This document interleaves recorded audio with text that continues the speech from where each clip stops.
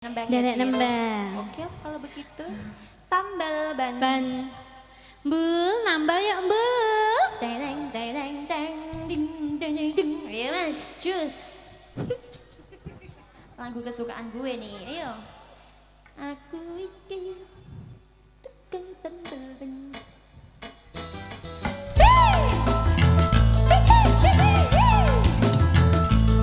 Ya, Baba. Tambal ban lucu ya.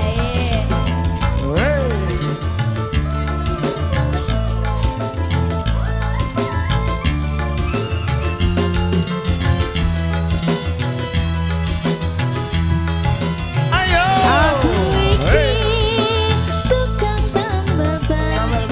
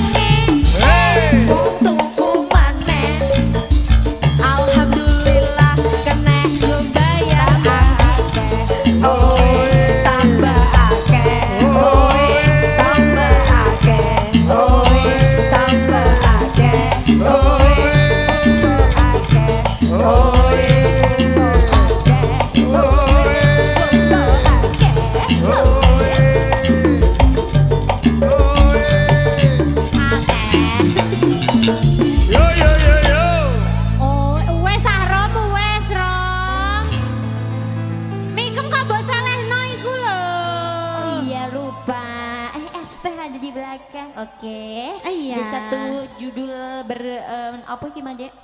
Tampil band 1 dan tampil band 2 berkolaborasi. Satu kok berjudul. Lah liriknya ngono, tampil band 1, tampil band 2.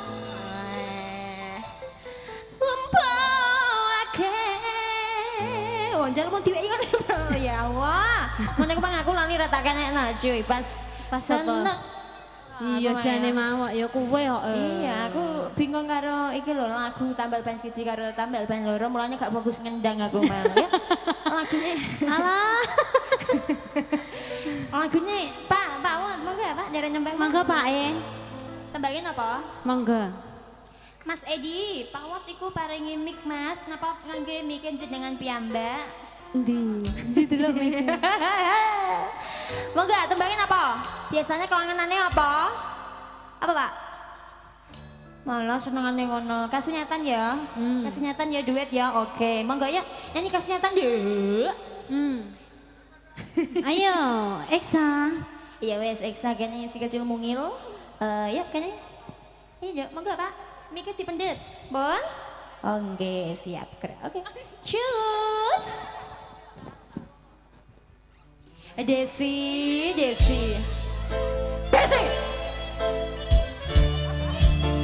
Kaget lu. Ya dari si Wawan.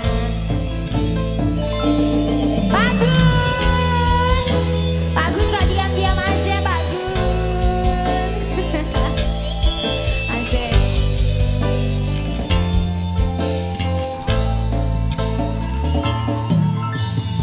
Ora gampang nampa lelakon iki, aku wis nyoba ikhlas nanging apa tak lakoni, nampa kasunyatane tresno kowe sumanding wong liya.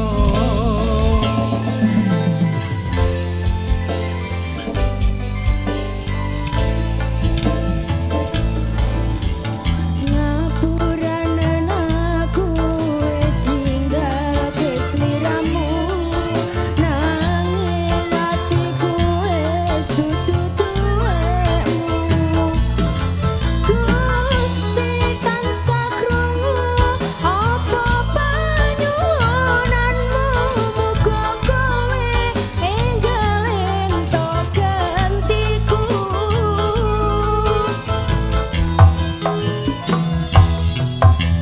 Ati durung lilo kowe nyanding wong liya, apa iki kasunyatan sing tak tampa,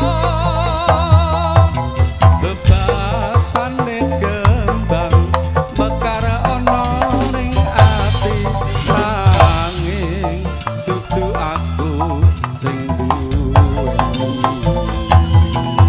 Wis cukup lalekno timbang atimu loro, mergo rasa tresno ra iso dipaksa. Atiku percaya yen kowe mesti bisa lilakake aku sumanding wong liya.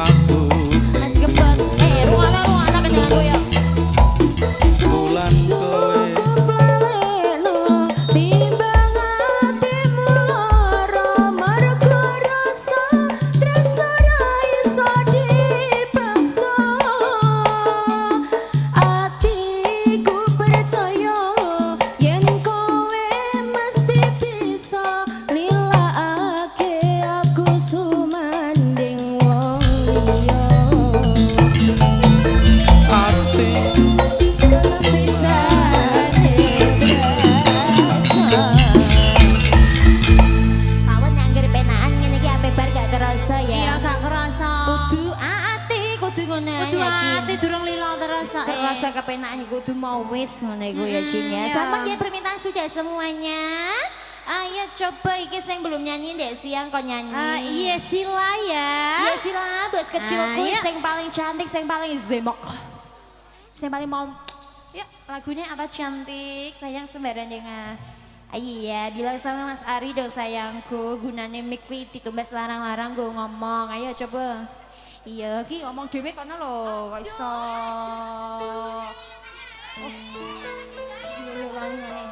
Siapa sekondo aku gak dibayar? Bon gue wis entek kok iso. Napa? Fata Morgana, oke yuk. Monggo mas, lagunya apa sayangku? Bilang di mic, yuk. Loh Nora tak kendangi loh, kan loh, tak kendangi loh, Agi. Iki mesti salah tingkat cah iki. Malika cinta mas. Ya, Malika cinta mas. Ya, cus. Wah, iya iki. Ayo.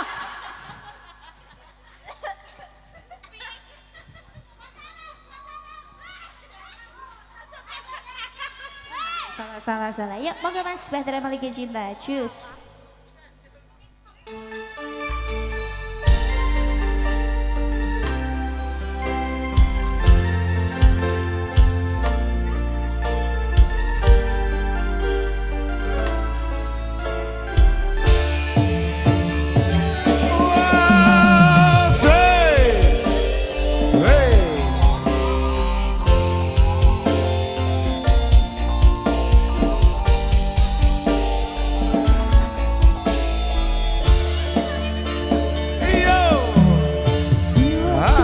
Pertama kali aku melihatmu biasa saja. Kau mulai tebarkan pesonamu dengan tingkah lucu dan manismu. Senyummu yang menggoda imanku, membuatku jatuh cinta padamu. Tuhan yang menakdirkan cinta ini, takkan ku sia-siakan dirimu. Kau takutkan hatiku untuk mencintai dirimu. Tuhan dan alam merestui menjadikan kita bersatu sayangku.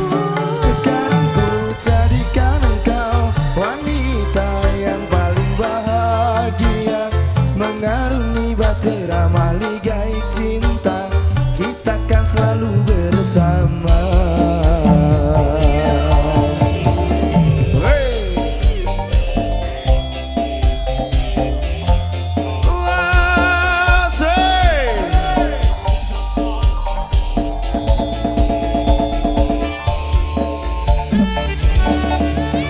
Hey ha hey, hey ha hey, hey ha hey, hey ha hey.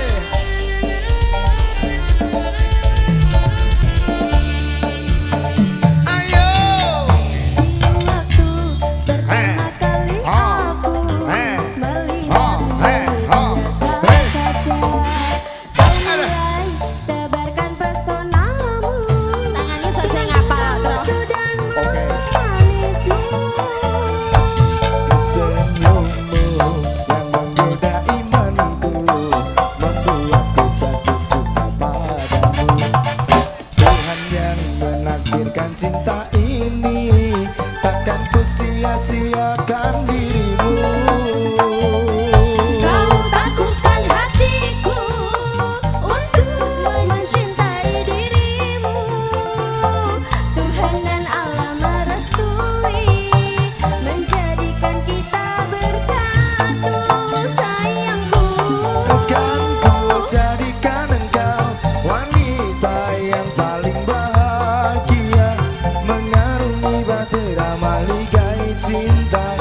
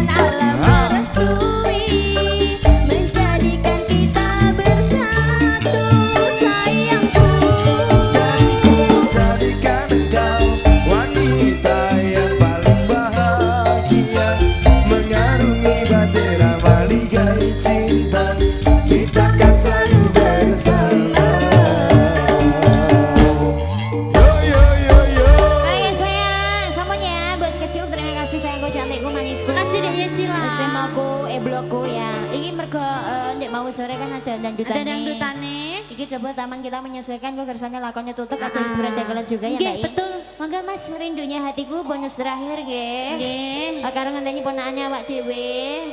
Dolanan juga mesak mene pamit kali sing duwe gawe Mbak Ii. Nggih, Pak Noko, Mbak Nggih. Ani. Nggih, nyuwun pamit. Piro?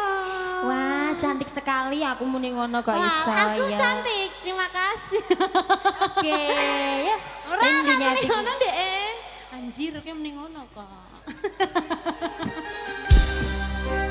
Ayo berdua. Karapan. Bonus.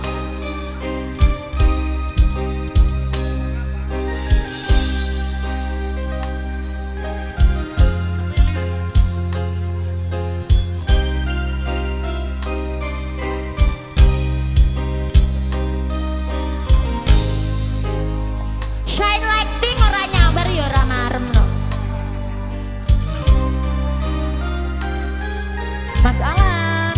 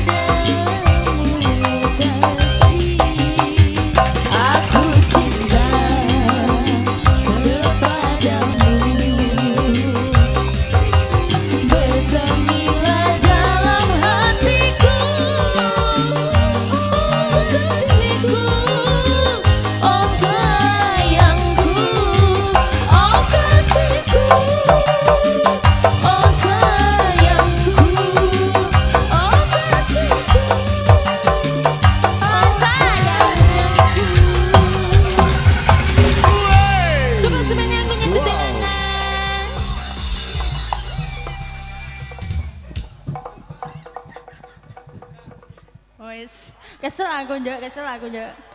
Aku nek wis lagu entek niku kudu tak weki kendang ayo ngene iki. Piye njok iki mau kanca-kanca roangmu iki padha dolan kok ora ndang melu.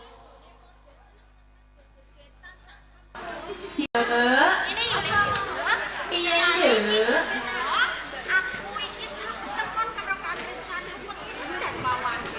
Saben temon iki tegese janjian to, Nduk. Lah ngendi pangeran Demra merangsa? Sapa? Dramar merangsa.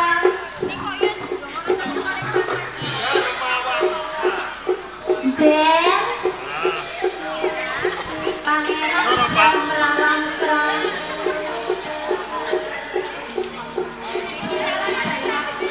Jos Nduk, pilihanku jos Nduk. Alah, makan gemebiar.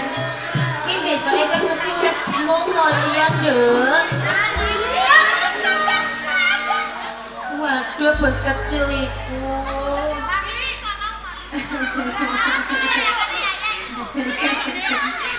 Nduk. Nduk. Kowe iki kok malah gak gagas aku to, Nduk? Iki mau menara ulang, Nduk. Jenenge wae nang tengah alas mesti wae ya ana kewan kang sing medeni. Aku tak balik gak apa-apa ya, Nduk. Ayo, Nduk.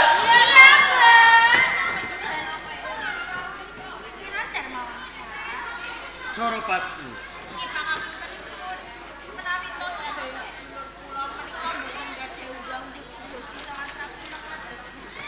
Ora. Malah kaporo kosok baline. Sausé aku mangerteni kanca roangmu. Anggone nyambut gawe padha sengkuyung. Malah kaporo gawe bungaing atiku.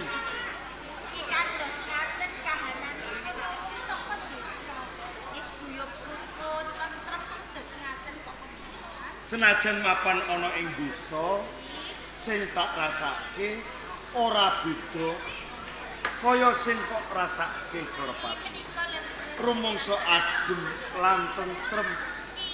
Nanging beda. Lamun to aku mapan ana ing Medan. Kok saged panjenengan ngendika kados ngaten? Uripku kuwi kaejenan. Babar pisan ora ana sak glintir menungso sing bisa nglipur sak jroning ati. Wonten Pangeran Darmawangsa, menawi perkawis punika putipun penggali, menawi kelampar kula menika dados garwa panjenengan, tatatu saben dinten kula lak nggih saged nglipur dhateng panjenengan. Kuwi gayuanku Soropati. Aku mung kepengin ing bisuke sandingan kelawan kowe. Dados ngaten boten bentenipun kaliyan kula. Menika sampun dados panggadhaning marang kula. Benjang kapan kula menika klakon dados garwa panjenengan. Mesti kemawon kula menika ngraosake gesang ingkang bagya mulya Pangeran Darmawangsa. Matur nuwun banget Soropati. Nah nyuwun sewu saderengipun nggih Pangeran Darmawangsa.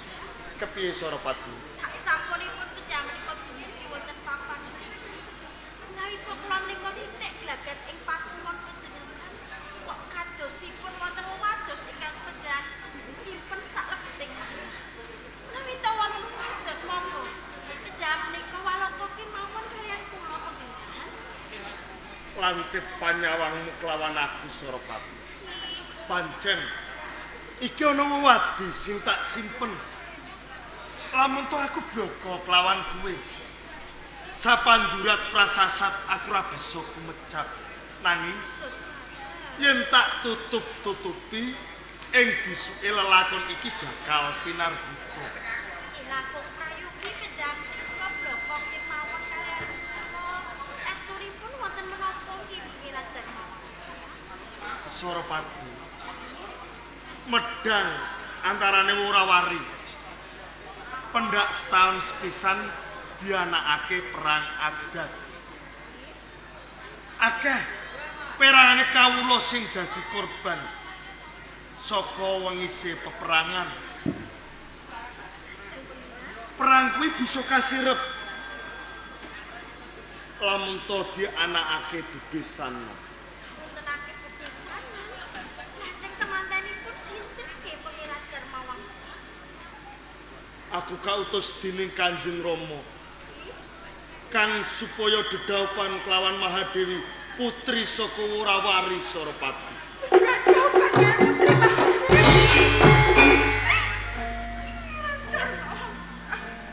Yo gene kowe ngadu kelawan aku wong ayu. Bapak bisa wonten lakon gantos ngaten Pangeran. Ngertenono Sorapati. Kuwi saka ngersane Kanjeng Rama. Aku ora bisa bangga. Mergo aku kapidak ing panguwasa. Wong tuaku kae sing mikir jiwa lan ragaku. Lamun rono Kanjeng Rama tartamtu ora ana aku. Nanging Sorapati. Berasa dadak kuwatir. Mergo apa?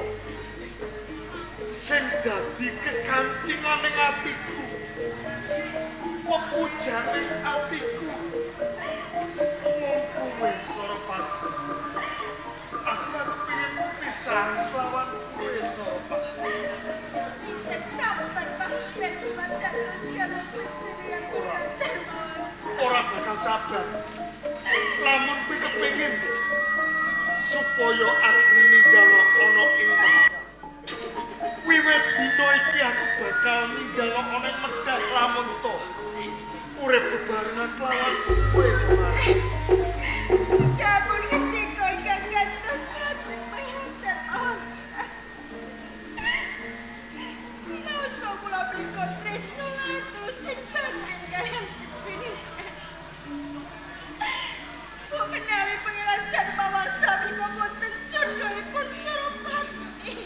Lamun to aku kepisahan kelawan kowe Sorapati. Prasasat sumendal nyawaku saka ragaku. Nanging kula menika ngrumaosi Pangeran Darmawangsa. Sorapati menika sinten? Sorapati menika namung bocah saka desa. Karenanipun nggih gantos boten pas lantrep menawi kula menika sandingan kaliyan panjenengan. Nanging kasunyatane Sorapati gedhe rasa terkenanku kang tumanduk kelawan kowe. Pangeran Darmawangsa. Ampun ngendika ingkang gantos ngaten. Yen to aku nemoni lelakon sing kaya ngene. Banjur aku kudu kepiye Sorapati? Pangeran Darmawangsa. Menika wonten tetembukan. Seneng tresna boten menang Darpeni.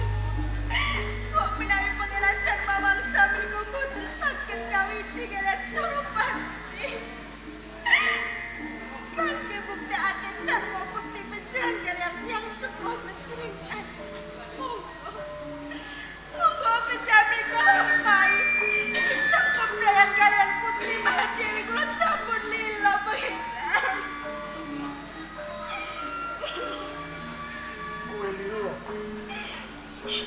Kowe lila lamun to aku dedaupan kelawan Mahadewi Sorapati. Iki tenan. Kowe ora bebidung marang atiku Sorapati. Monggo penjamin kula lampahi isang pembedayan kalian Putri Mahadewi.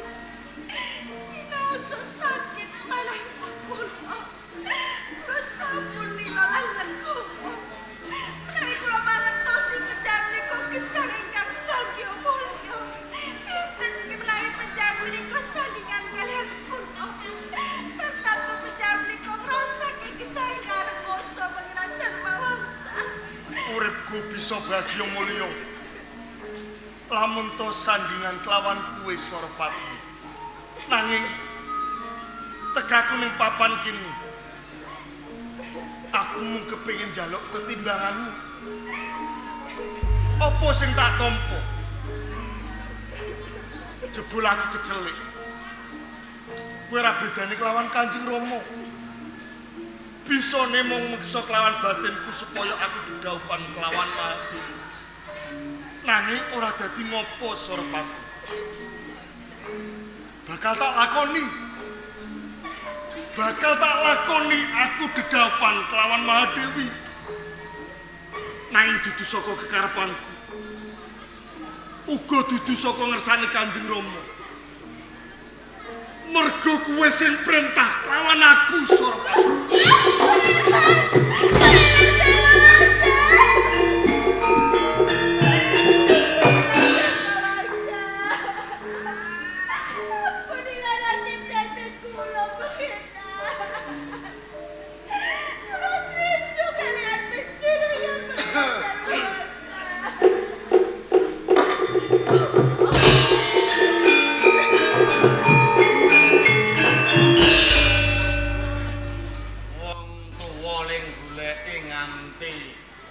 Tekan ngendi-ngendi kok malah tetangisan ning papan kene. Ana apa, Jan? Pas kula mriku tawang-tawang tangis kang kados nate. Jalaran kinten sak menika kula sampun kapundhutan tresna kaliyan Pangeran Darmawangsa putra. Nggonmu sesambungan tresna lan Pangeran Darmawangsa ki wis sawetara. Kok nganti bisa pedhot ing tengah dalan iki ra ana jalanane. Menika leres. Jalaran sak menika Pangeran Darmawangsa sampun dipun judhake kaliyan putri kang nami Mahadewi. Menika kangge sarana nyirep peperangan pedhang lan murawati ibu. Yen kaya ngono pratelane, ateges kuwi dudu pilihane Pangeran Darmawangsa. Nanging kula menika ngrumaos. Yen Surapati menika namung bocah saka desa. Boten pantes menawi kula sandingan kaliyan Pangeran Darmawangsa. Apa pancen kowe wis mlilakake katresnanmu kapedhot dene Pangeran Darmawangsa? Apa atimu iki wis ora bisa nggondheli marang katresnane Pangeran Darmawangsa? Menawi perkawis menika estunipun kula menika tasih tresna kaliyan Pangeran Darmawangsa Bapa. Nanging kados pundi malih kula boten saged tumindak menapa-napa Bapa. Ya, ngene Ger. Yen atimu isih ana rasa tresna karo Pangeran Darmawangsa, waton kowe gelem budidaya, tak kira bisa tresnamu nyawiji kelawan Pangeran Darmawangsa meneh. Sebabe apa? Bapa kok bisa kandha keng kaya ngono. Kados pundi Bapa? Pangeran Darmawangsa nggone nglakoni dhaup lan Putri Mahadewi iki ora merga saka prentuling ati, ora merga rasa tresnane, nanging kapeksa marang kahanan. Lan bapa percaya Pangeran Darmawangsa ora bakal bisa tresnani Putri Mahadewi. Merga bapa ngerti tresnane mung katujokake marang kowe. Nah, yen pancen kowe isih ngarep-arep tresnamu bisa nyawiji lan Pangeran Darmawangsa, yen gelem tak wenehi cara. Caranipun kados pundi Bapa?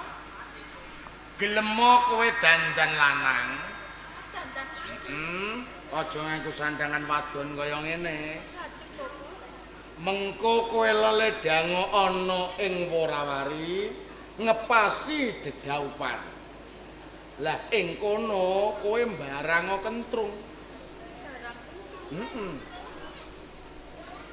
Aku percaya yen kowe ora bisa. Nanging sak ora-orane mengko kowe dadi dalange, lek-lekmu ampirana jaken barang.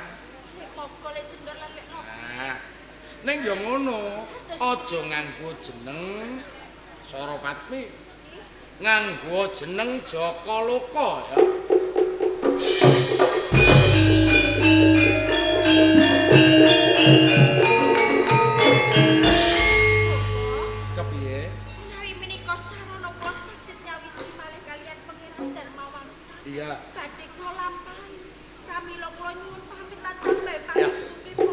Muga-muga apa sing dadi panjang kamu dijangkung dening Gusti Kang Angare Jagat bisa kelakon. Ya, sing ati-ati.